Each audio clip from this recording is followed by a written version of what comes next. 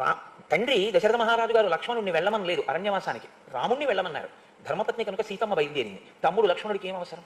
భార్యని విడిచిపెట్టి నేను రామచంద్రమూర్తిని శరీరంతో సేవించకుండా ఉండాలేనన్నాడు. ఈ శ్లోకాన్ని ఎదురు మీకు చెప్తారు మహర్షి. ఇది చిన్నతనం నుంచి లక్ష్మణుడి అలవాటు. నేను శరీరంతో సేవించకుండా ఉండలేను అన్నాడు. కొంతమంది మనసుతో సేవిస్తారు. భరతుడు ఉన్నాడు, రాజ్యం ఇచ్చి పాదుకలు సింహాసనం మీద పెట్టి పరిపాలన చేశాడు 14 ఏళ్ళు. లక్ష్మణుడు అలా కాదు, చెప్పుకున్నాడు. మీకు ఎదురు రామాయణంలో వస్తుంది. అందుకని నేను ఇప్పుడు అవన్నీ మళ్ళీ ఎందుకు చెప్పాలి ఆ శ్లోకాలు, అందుకని నేను చెప్పట్లేదు. రాముడి పక్కన ఉండాలి, రాముడిని చూస్తూ ఉండాలి, రాముడి కాళ్ళు పట్టాలి, రాముడికి అన్నం పెట్టాలి, రాముడికి పర్ణశాల కట్టాలి, రాముడి వెనక నడవాలి, రాముడు అలిసిపోతే నీళ్లు తెచ్చి ఇవ్వాలి, అన్నయ్య వదినకి సేవ చేసుకోవాలి. ఈ శరీరం ప్రతిరోజు అన్నయ్య వదిన సేవలో తరించాలి. ఇది లేకపోతే లక్ష్మణుడు ఉండలేడు. ఇది ఆయన లక్ష్మి.